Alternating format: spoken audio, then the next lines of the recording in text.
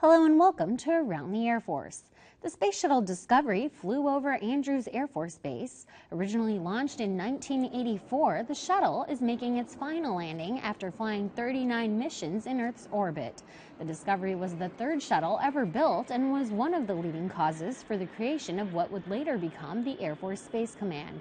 Now, after almost 27 years of flying, Discovery will find its rest at a hangar in a Smithsonian museum in Virginia. On April 18, 1942, 80 men achieved the unimaginable when they took off from an aircraft carrier on a top-secret mission to bomb Japan, a move that would symbolically change the course of World War II in the Pacific as the U.S. responded to the bombing of Pearl Harbor. This week, the remaining survivors of the Doolittle raid gathered at the National Museum of the Air Force for their 70th anniversary reunion. Wright-Patterson Air Force Base hosted 20 vintage B-25 Mitchell bombers in their honor, opening the flight line to the public for a taste of Air Force history. Of the 80 original Raiders, only 5 remain.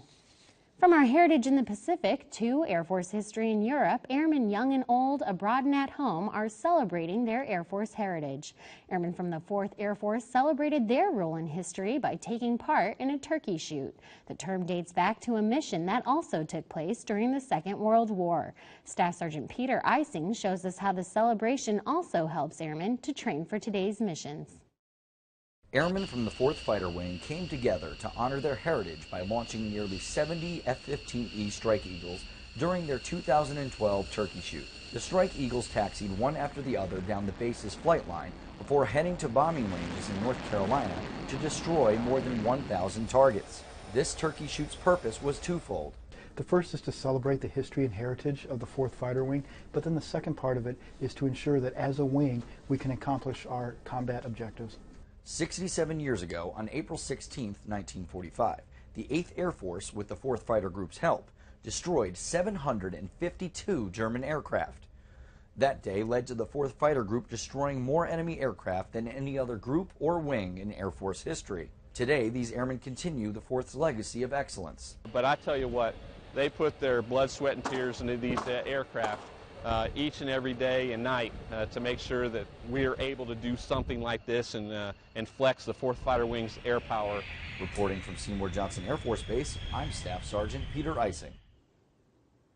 And finally, airmen and Afghan Air Force pilots are making history in Afghanistan. The pilots are the first to be qualified to fly. Tech Sergeant John White has the story.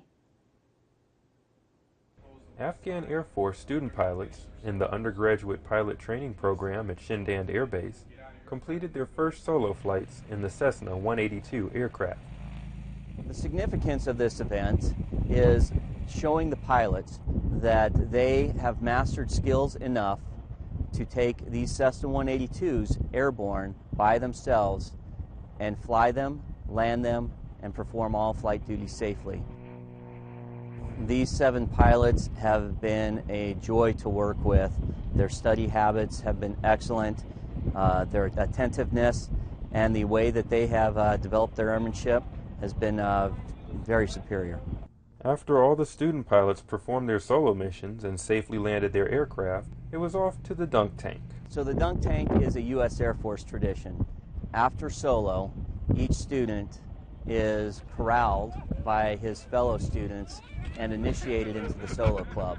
The solo club is that dunk tank, and it's just a rite of passage that we in the U.S. Air Force have brought to the Afghans.